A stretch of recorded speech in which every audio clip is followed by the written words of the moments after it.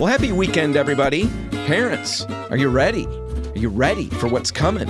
For most of the listening area, school's out and summer's kicking off for kids everywhere. It's going to be chaos. You're listening to the RepcoLite Home Improvement Show, sponsored by Benjamin Moore. And on today's episode, we're going to be talking about paint project regret. And I know that sounds like a real winner, a deep dive into regret early on a weekend morning, but it's going to be good because I'm going to tell you how you can avoid paint regret, as well as a number of other common mistakes on your next project. I'll also be talking with Mark DeVisser from Great Lakes Plumbing, and I'm going to be asking him some of your plumbing questions. But first, let's get back to summer. I started with summer. Let's get back to it. If your kids are at home, do you have projects lined up for them? You know, stuff they're supposed to accomplish. Now, I remember the job lists growing up. You know, that was the downside to summer, the big lists that mom would hand out. And one of my least favorite projects that I was given from time to time was cleaning the garage. I'm still not a fan of cleaning the garage, but back then it was because I didn't want to do it. Now it's because I don't want to do it and I don't know what to do with the stuff anyway. You know, when you're a kid, at least your parents have the responsibility of figuring out where the things need to go. You just got to kind of sweep stuff. Now that I'm a grown-up, I've got to figure out what to do with the 15 lawnmowers I own. Well, rather than sit here in this perpetual state of hand-wringing, I decided it's time to figure out how to fix things. See, the problem with my garage isn't complicated. It's really simple. I have too much stuff, and I don't know what to do with it. You know, it's not hard to see what's wrong here. It's getting it corrected that's a little tougher. Now, I'm pretty sure that my situation isn't that different from many of you out there. So let's talk about some things that might help all of us make some headway on, you know, really what feels like a perennial summer project. Now, first off, some of my excess stuff is big ticket things. You know, a couple broken lawnmowers, some exercise equipment, what feels like a massive herd of bicycles. You know, every kid, and I've got 5, every kid has 2. You know, and then I've got to have several. So we've got, you know, enough bikes for an army. If you're dealing with that, I want to encourage you. I've got the answer to this part. You know, a few months ago, I got so sick of this. Technically, to be honest, full disclosure, the law was called in because we have a lot of cars with a lot of kids, and I couldn't get a car in the garage, so it sat on the road. So the law was called, and the long arm of the law reached out, grabbed me by the scruff of the neck, and encouraged me in no small way to figure out a way to solve this problem. And I did, really easily. I called 1-800-GOT-JUNK, and I know there are other companies out there who'll do the same. You could arrange for a dumpster to be dropped off in your driveway. Whatever you do, do it. I called 1-800-GOT-JUNK, and these guys came out with a big truck, loaded up all those excess bikes, the lawn equipment, the exercise stuff, grills, you name it. They dispose of it responsibly, and suddenly I saw light at the end of the tunnel. You know, that garage felt crazy lighter. How light? Well, here, I'll tell you. I spent evenings in it after we did this. Evenings I spent there with a cup of coffee, sitting on a little folding chair, just looking at the garage. That's how you know it's a project well done. If you go out and look at it with coffee at all hours of the day, you did well. So I'm doing that, and I'm halfway to a manageable garage. But the second category of excess junk I've got is a collection of hazardous materials left over, you know, from the previous owner, along with stuff that I've amassed: pesticides, garden chemicals, oil from oil changes, paint thinner, and more. You know, I can't throw it away, and the junk haulers won't take it. So what do you do with it? Well, I know there are home hazardous waste facilities in Ottawa County, Kent County, the east side of the state. They're all over the place, but I really wasn't sure how they worked. You know, would they take what I had? Did I need an appointment? How expensive was it? Stuff like that. So I reached out to multiple people, and the folks from the Ottawa County Department of Public Health got back to me. Now, I don't know if all of this info will apply to your area, in your area, if you're outside of Ottawa County, but from the websites that I've checked out, it really looks pretty similar. Now, anyway, here are some of the things to know if you've got a ton of stuff like I described and you want to get your garage cleaned out. Now, first off, private residents don't need an appointment at the Ottawa County Department of Public Health sustainability sites. You don't need an appointment. However, if you're a business in need of disposal, you really should call ahead and make that appointment. Again, I believe the other hazardous waste drop-off sites are similar throughout Michigan, but double check. If you're in Ottawa County, just find the closest one, check their hours out, and get there. You don't need an appointment. Second, you're going to love this. There's absolutely no charge to dispose of your household hazardous wastes in this manner. Plus, besides taking all kinds of hazardous materials like garden chemicals and pesticides and stuff, they'll also generally accept residential consumer electronics. So I'm thinking flat screen TVs, computer towers, monitors, laptops, stuff like that. They'll also take scrap metal free of charge. Also, one other thing to note here, Ottawa County specifically informed me that they'll accept cathode ray tube televisions, projection TVs and stuff like that. If they've got a screen size smaller than 30 inches, those are $10. So there is a charge for those. If their screen size is greater than 30 inches, it's going to be $20. Still, very reasonable to get that stuff out of your garage. Third, generally speaking, staff's on hand to help you during the posted hours. They're going to ask for help with the big stuff, but they're there to help you. Again, I'm speaking in generalities here. I only spoke to Ottawa County on this, but it seems like the other ones are going to be very similar. So check out the sustainability sites in your area, get the details, and get that stuff out of your garage. Yeah, it's a process. Yeah, it's not always free, but the freedom you gain from doing this and cleaning out that garage, it's going to be great. And maybe you'll end up spending some nights during your summer just sitting out there with a cup of coffee, looking at everything you've created.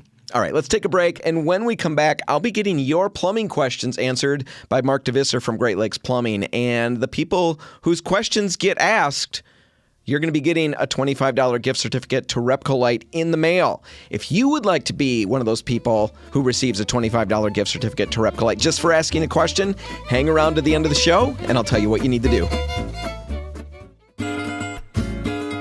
Well, one of my absolute favorite parts of doing this show is getting to talk to experts from all over the place, experts in all different fields. And it's really fun to talk to them about home improvement projects or questions or issues that are not currently taking place in my home. Those conversations are way less fun. But these in-studio conversations, these are all pretty great. You're listening to the RepcoLite Home Improvement Show, sponsored by Benjamin Moore. And right now, I'm in the studio with expert plumber Mark DeVisser from Great Lakes Plumbing, more commonly known as The Plumber Is Here. Mark, thanks for joining me. Glad to be here. Now, we've had you on multiple times, but why don't you talk a little bit about what you guys do, where you are, all that stuff. Introduce yourself to the listeners.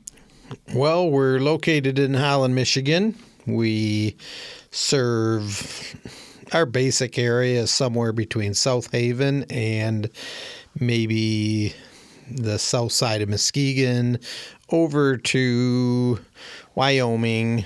We go to Grand Rapids sometimes, but that's our basic service area, and we're full service. We do just about everything and anything that is plumbing related. Mostly service, but we dabble in new houses and remodels and things like that also. Well, you just started a water treatment kind of branch to what you do, right? Yes, we did start a water treatment division and just found a need for that in the market where people are concerned about what they're drinking and what's in their water. So we have that started up, and it's been exciting to start that little venture. Yeah, really cool. I'll put links in the show notes if anybody wants to reach out, ask Mark some questions. And funny enough, Mark, questions is what this is all about. I put out on the radio last week that I was going to have you here. I think you got a call from, your brother-in-law or something? Yeah, my brother had heard it and said he'd be listening this week. Yeah, so there we go. We got people who emailed me questions. I've got questions from Facebook. Let's just jump right in. And let's start with a question from Lori in West Michigan. And what Lori wants to know is, what's the cause and fix for a dripping faucet? We're starting you off easy, Mark, but a lot of people are dealing with this, and you can help them do that troubleshooting if they're unaware where to start. So Sure. What's the cause and fix for a dripping faucet? I want this one question I wanted to say first. This is a little bit like saying, what's it take to change my headlight? And we all know that there are some cars out now that I know my father-in-law sold a car because he had to change a headlight. It was easier to sell the car. For him? It was going to be so expensive. No, for some. It was really? Such a process what they had to remove. And I met a guy who has an Audi who smashed out his light the other day. The light cost is $5,000 for the headlight. Just the cost of the light. You're not just making that up. His minor damage to the front of his Audi was $22,000 to repair. Wow. So understand that when I answer this question, There's not a lot of washers anymore out there. There are some that use washers, and it can be torn apart, put the new washer in, and fix it. Most faucets have gone to ceramic disc, which is 2 plates of ceramic cartridge that slide together. And when they slide, there's 2 holes in them. And when it slides, it opens that hole bigger and bigger. And then when it slides back, it shuts it. Mm-hmm. You can't fix that disc. You're going to buy a new cartridge with an entire disc. The good thing is if you bought a good brand faucet, the chances are you can call in and get that delivered. If you don't want to fix it yourself, we do this all the time for people. They call in. Delta, for instance, is ceramic disc cartridge on a lot of their stuff. Very common. We'll say, listen, you have 2 options. You can pay us to bring it and we'll put it in, or you could call Delta, have them send you one, get it on site, and then we'll install it for you. Is it a complicated install? Generally, no. Okay. Generally, it's very easy. So what's the process for Lori? Does she need to pop something apart and take a look first? I mean, in all honesty, she could probably find a breakdown online. If she knows the brand, she can do YouTube and find out if she wants to. I mean, YouTube is a good way if somebody really wants to do it themselves. Not to say that we don't get a ton of shower faucets that the customer has YouTubed and literally ripped the faucet out of the wall. Oh, really? And it's spraying everywhere. Yeah. And it's an emergency. It happens on a regular basis. If they don't realize what's turning, they might be thinking they're turning the nut, but they're turning the whole faucet. No, I nervously giggle, Mark, because it's an uncomfortable conversation because I've wrecked a lot of things thinking I knew exactly what I was doing. Exactly. I YouTubed it. It made sense. Plumbing, that's just one of those things. It's not a spiritual gift of mine. Yep. I can lump my way through a lot of stuff. I get a lot of people that say, I'll do this, I'll do that, I'll do this, I'll do that, but I won't touch plumbing. Yeah. All right. So that's a good idea. Start with just looking at the brand, what you've got, finding that model online, looking at some schematics. Sure. And trying to get an idea if that's something you want to tackle, Lori, or if you want to get an expert in there to handle that. Exactly. All right, let's move on. I'm in the studio with Mark DeVisser from Great Lakes Plumbing, theplumberishere.com, and working through your questions. I've got another question. This one comes from Cheryl on Facebook. What can be done to get hot water more quickly to the kitchen and bathroom sinks? It takes forever to get there. Very common question. There are a couple different ways.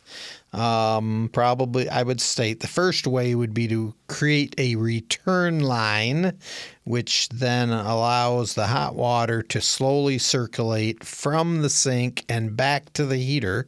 So it could be almost like an instant hot.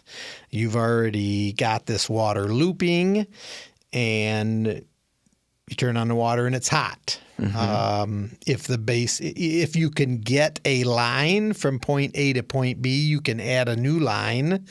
That's one way. The other way is there are some systems that you put the pump under the sink, and when it gets the hot water to the sink, it pushes the water back into the cold line, and then that goes back to the heater, creating that loop. If you can't add a loop, you have to use what's existing.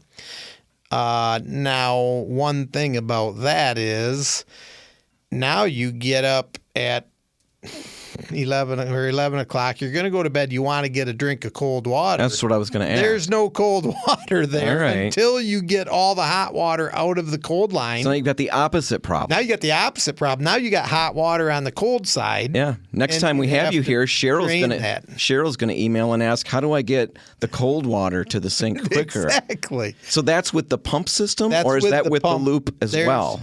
No, the loop system would be 2 dedicated hot lines. So the hot line would be hot, but there would be a separate line going back to the heater, and the cold line would always be cold. So that's the ideal. I don't know if I guess that's the ideal. Sure. Well, if I want cold water in the middle of the night, last thing I need to do is be standing there waiting for the water to get cold. Right? I'll be wide awake for a long time. There is another option, and we did this week for a customer.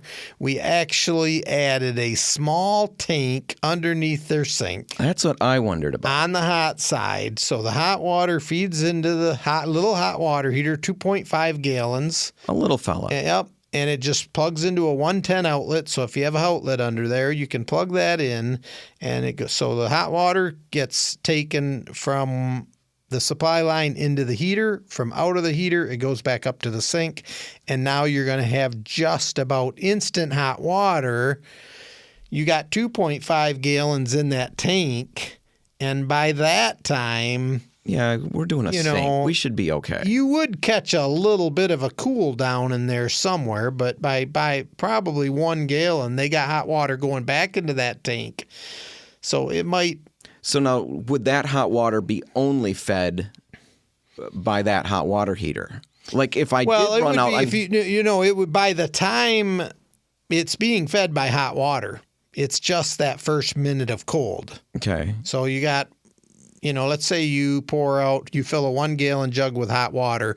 Now you have a gallon of hot water left and a gallon of cold water. Yeah. But by that time, the hot has now gotten hot to the heater. Okay. So it's mixing in the heater. It's a little bit. So you could see it taper down a little bit temperature wise. Well, sometimes when we do dishes, I just run the water.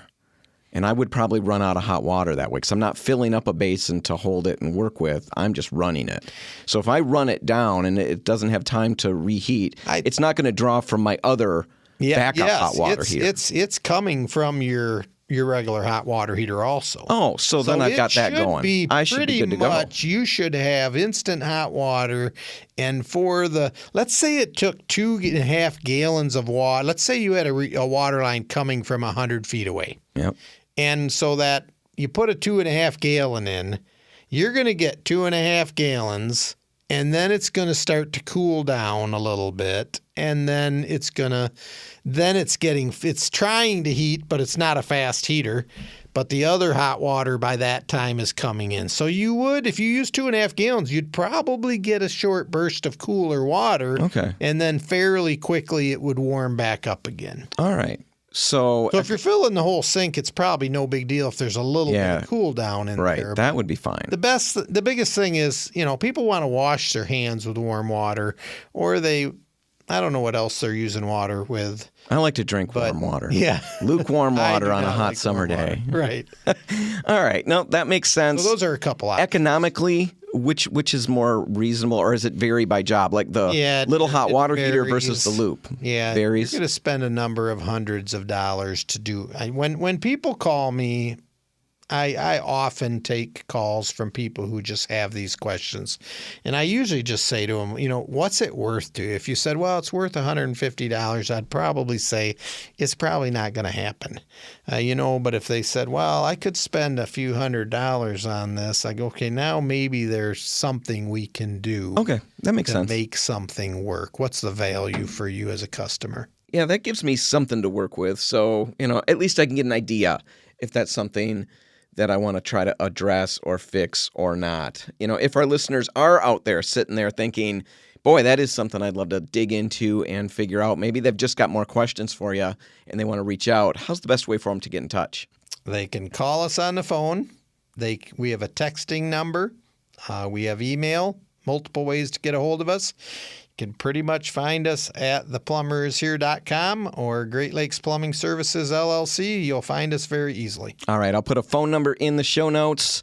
Mark DeVisser from The Plumber is Here. Thanks for being here. Glad to be here. Thanks. Now, all right, let's take a break, and then when we come back, we're going to be talking about regret, paint project regret, and maybe just regret in general. Maybe you don't have enough regret in your life. Maybe you regret the fact that you don't have more regret. Well, we can help you with that. And if you have too much regret, we can help you with that too. All of that is coming up in just a minute, so stick around.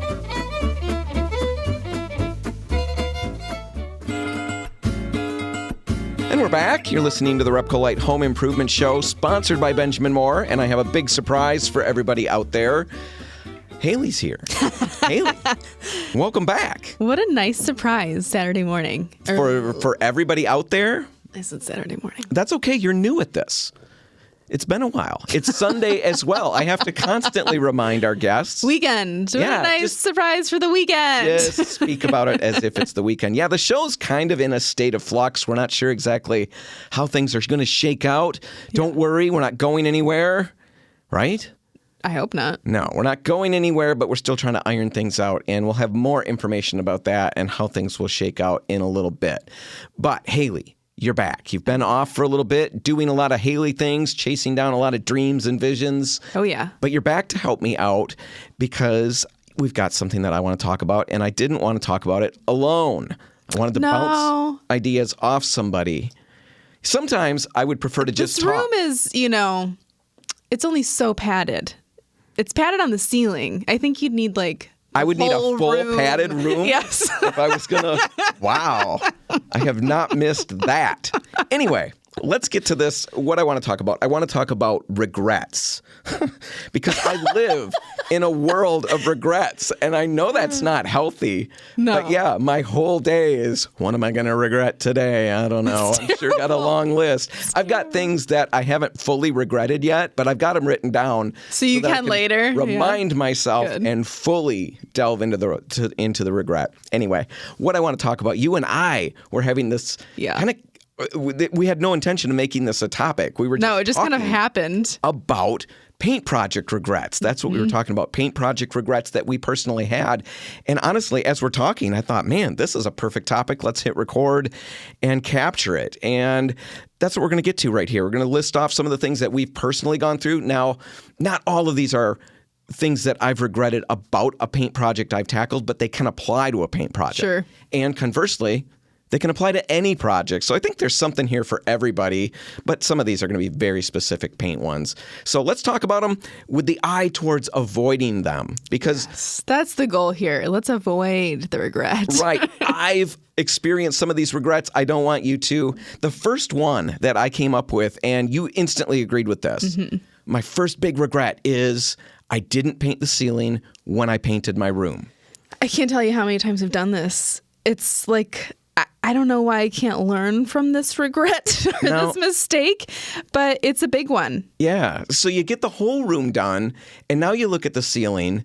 And the ceiling, normally, I mean, it's something we don't even think about. Right. We just don't look at it. It doesn't really register in our brains, I think, most of the time. No, we just and assume that's the problem. There it is. It's all fine. I don't need to touch it. Right. And then we do the walls and we look at the space and we realize, wow, the ceiling looks really kind of gnarly. That doesn't look nearly as nice as I thought. Wow, it kind of looks yellowed. What's going on? And you wish you had painted it. We talk to people all the time. And now they've got they can still do it. Yeah, but not now as it's nice or convenient. Yeah, it's a little tricky because you really want to start there because that's an application orientation where you're going to have a lot of splatter potentially. And now you've got these freshly painted walls where you don't want any of that splatter to get onto. It'd be different if you painted the ceiling first and we don't really have to worry about it getting on the walls so much. It's not such a stress. No. And now it's become a real challenge if you're going to go back and do it. And like you said in the beginning, you wonder, why don't we remember this? I know we have talked about this on the show, probably multiple times. Right. I'm sure I've talked about this, and yet I've got this living room. I've talked about it ad nauseum. Yes. On and on and on. Getting my colors figured out. Project that will not end. Yeah, all of that. Well, in that same room, there was a crack in the ceiling. And when I'd always known it was there, but I never really paid attention to it. Just a little hairline crack. Well, I think we probably had foundation. Air's basement on or something. And then you started looking at it like, oh my gosh, do I have a foundation problem? That's exactly what happened. I started thinking about, is this crack bigger than it used to be? So I got some spackle and I was just going to fill it. Not because I thought it was going to go away at that point, but because I thought, now I'll fill it and I'll see if it's expanding. Something is still moving. Is the house sinking into an abyss or something? I'll figure this out. Well, I did that and wiped it clean, thinking everything was going to be fine. Well, it turned out I ended up with a kind of shiny line down the ceiling. All down the center of the room. So when the sun comes into the room, boom, there's this big shiny spot on the ceiling. So that's on the ceiling in that room. And yet, until the day, just this morning, when we're talking about paint project regrets. I had not even thought about painting the ceiling in that room. What an absolute idiot. There's still time. At least you There won't is. have to regret this one. My procrastination on the rest of the project has saved me. Yeah. So I'm going to write this down in my book, get that ceiling painted, and then get to the walls. And then when I'm done with everything, I'm going to really feel like I nailed it. If I did just the walls, and so many of us do that, you get done and you look at it and you think, oh, what could have been? Right. Regret. Right. Paint project regret. A second one that I regret, and I don't think you know about this one, Haley. This is a surprise to you. Fun. Here's my second regret. I didn't ask about what tools I should have for the work. And in order to explain this, Sure. I've got to step out of the paint world because normally that's at least one thing. I get that one pretty right. I know about those tools. But I can talk about it more easily from a plumbing perspective, a situation that I had that almost destroyed my entire family. I had a leak with the faucet. And it was Almost destroyed my entire family. It did, because I decided years and years ago, I'm going to fix that faucet. And so I got a new faucet, and I don't remember all of the details. And the therapist says, don't dig into it further and don't explore it. I do remember that I got the whole thing replaced and switched out. It took forever. It was painful, horrible, bloody knuckles. Nothing worked easily to get at all the little things I needed to get at, to get the faucet out and get it tightened back in place. It was an hard to old get house, wrenches right? into all of these areas with the sink basin there. Anyway, I get all done and it leaks. So I got to take it apart again and monkey with it over and over. I went to the store multiple times. I was so crabby. The kids are standing there. They wondered when we're going out playing. I told them at the point we're at now, we're never going to play ever again in this house. All we're going to do is fix plumbing because that's what your daddy does now. He fixes plumbing. And that's how bad it was. It was terrible. I was yelling at everybody in the house. The sixth, I don't even know how to say that. I'm so excited. Yeah. The sixth trip to the store, I actually asked somebody, is there anything else I need? And they said, do you have a basin wrench? And I realized, oh, this cheap little thing will make this monumental process much easier. And then he brought up one other thing that made my leak stop. In 15 minutes, I had the whole thing put back together and it was perfect. If I had just asked ahead of time, he'd have steered me towards those tools and I would have saved hours and hours and hours. I would love to say that that's stress. an exaggerated version of the truth. That is 100% probably an undersell of the misery of that day. You don't know what you don't know when you're in a project that's new. Yeah. So same thing with a paint project. You're tackling a ceiling. Do you know all the different things that are out there that will help you accomplish that quicker and easier? Yeah, you can get an extension pole from, take the pole handle off of the broom or something. Yeah. But there are better ones that will do different things, and you just don't know. And the beauty of it is, if you go to a store, go to a RepcoLite, tell us what you're working on. Right. You're painting trim. You're doing this. You're staining this. You're painting the ceiling. What do I need? You don't have to buy anything. We're not going to force you into buying anything. Right. Exactly. But at least when you go home and you're struggling, you'll know there was something that would have made it easier. Yes. Or maybe you buy it right off the bat. The big thing is ask the question. We'll fill you the in. information doesn't hurt to have. No. The next one is one that you brought up. Try to get by with an old gallon of paint. Yep, did this. How Really did this work regretted out? it. Now, what was this? I was touching up cabinets that I had painted, and I think the last time I had painted them, I didn't put the lid back on the can tightly enough. And when I opened up the can, it smelled like a little funky. But I was like, I'm just touching them up. It's not such a big deal. Like, maybe it's a little bit bad. I don't know. We're just going to use it because it's right here. I'm not going to run out to the store and get a new gallon for this. And I really regret it because now what happens when you paint with old paint that has spoiled and gone bad, it doesn't just affect the layer that you're painting on in that moment. It ruins the layers of paint under that paint. So now, like the places where I've touched up, I literally have paint coming off all the way down to the wood of these cabinets. And these are old cabinets. They've been painted so many times. And I have created that massive of a paint failure by top coating something with an old gallon of paint that had spoiled just because I didn't feel like going out and getting a new gallon of paint that was good. Well, see, that's a mess. And I was just talking to somebody. I was trying to remember as you were talking. In fact, I kind of zoned out on what you were saying. I was so busy trying to remember my story, but it was a customer who was asking me about how long the paint's going to stink. And I said, the normal paint smell? Right. He said, no, I used old paint that I think might have been bad. How long before that smell goes away? I said, well, how bad is the smell? He says, well, dirty diapers and stuff. I said, yeah, okay, I gotcha. It's a bad stink. And it's hard to say if that's even going to completely go away. And it was the same thing. He didn't want to run out. He said that. I just can't believe I tried to make that work. Yeah. I knew better. Right. I didn't want to run out. I had the project in mind. I'm going to do it today.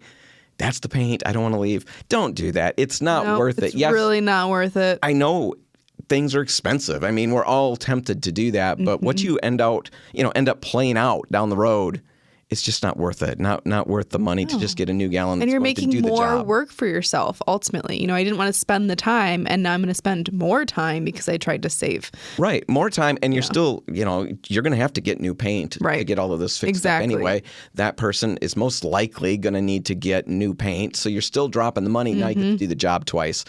It's just one of those things. It's a regret, and a lot of people don't realize the ramifications of it. Right. Well, Haley, we're hitting the end of the time that we've got for this segment.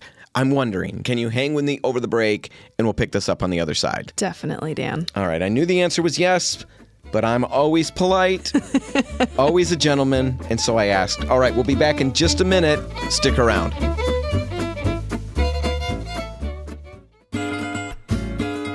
And we're back. You're listening to the RepcoLite Home Improvement Show, sponsored by Benjamin Moore. And we're working our way through a list, Haley and I, working our way through a list of paint project regrets. We got through 3 of them in the first segment. The first 3, just quickly to recap, I didn't paint the ceiling when I painted my room. It's a big regret. We run into that all the time. We've done it multiple times. Yeah. Second regret, I didn't ask about what tools I should have for the work. I've labored my way through projects without having the right tools, without being aware that the right tools existed. And once I found them and asked somebody for help and got the right tools, the projects just flew by. Whereas before, I had been struggling and struggling. Same is true with paint projects. There's a lot of specialty tools. Yep. If you're not familiar and haven't done a lot of painting, make sure you're asking, what tools should I be using? You don't have to buy them, but at least you'll know about them.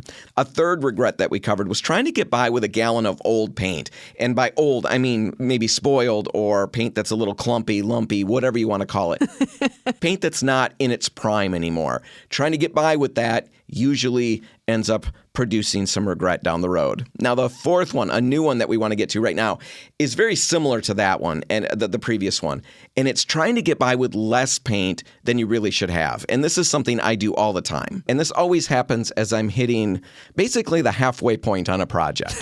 The beginning part, it's like paint everywhere, paint all around, wherever I want to put paint, I'm going to just lather it on. And then halfway through, I start doing the economics of it. And I start assessing, I'm budgeting at my paint at that point. How much is left?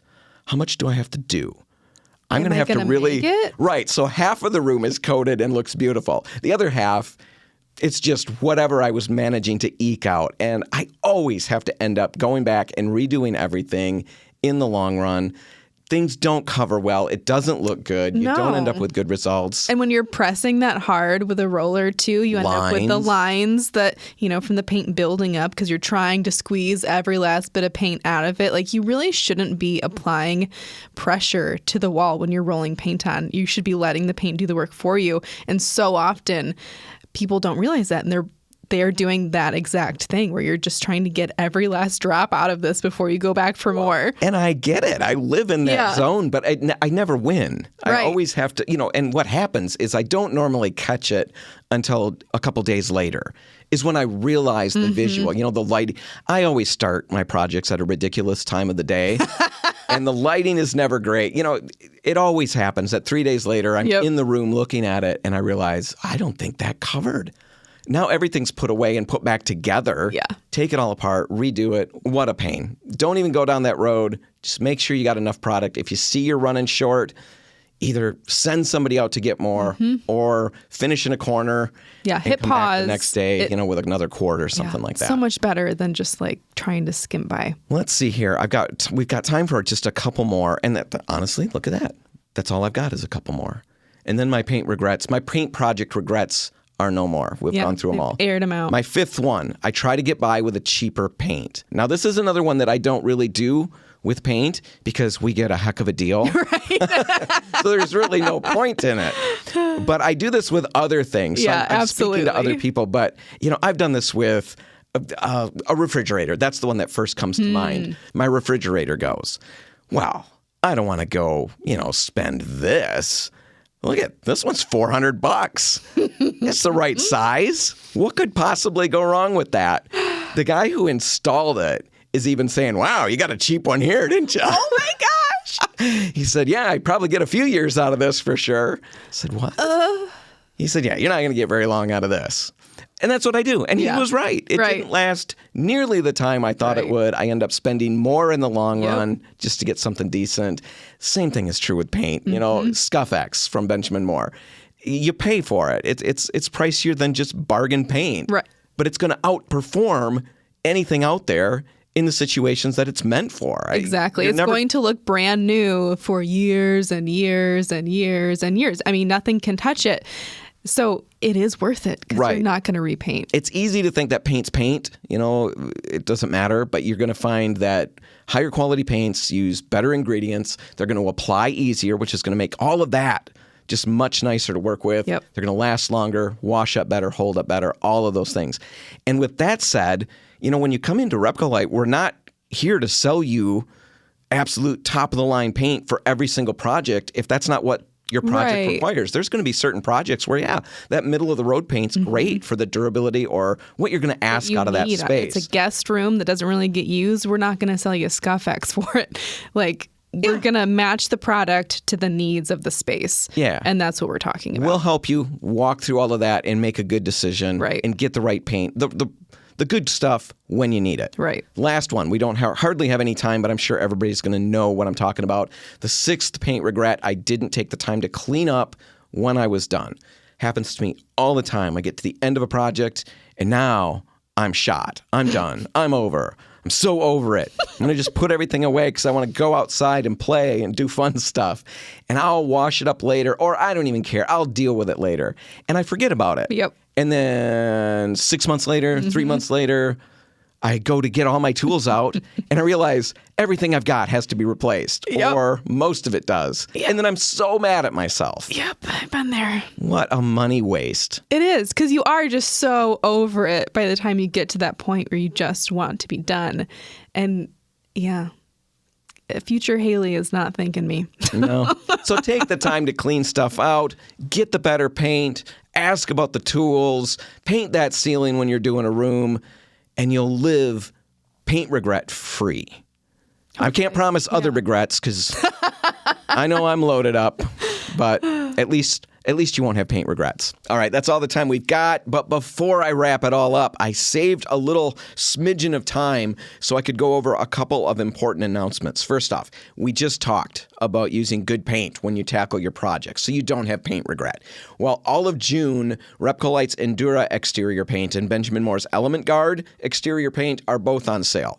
Now, these are both great exterior products. They're 25% off the retail price all month long. So if you've got some exterior work on your list of things to do this summer, you might want to bump it to a little sooner on the list and stop out at any RepcoLite and ask about those products. Endura is a paint that we make in our Holland plant.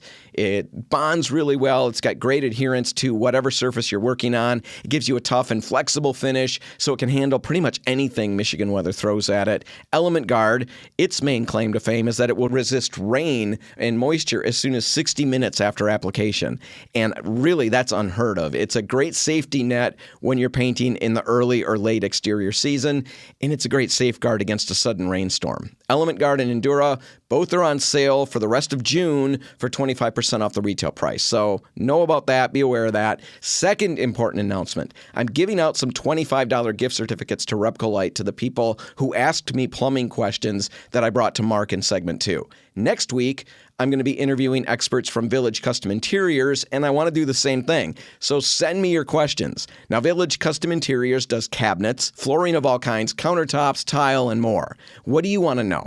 Send your questions to me at radio@repcolite.com. And if I use your question on the air, I'll send you a $25 gift certificate to RepcoLite as a thank you. Because I'm big-hearted like that. It's how I roll. All right, enough. Whatever you do today, make sure paint's a part of it. Have a great weekend, everybody, and I'll see you next week. I'm Dan Hansen. Thanks for listening.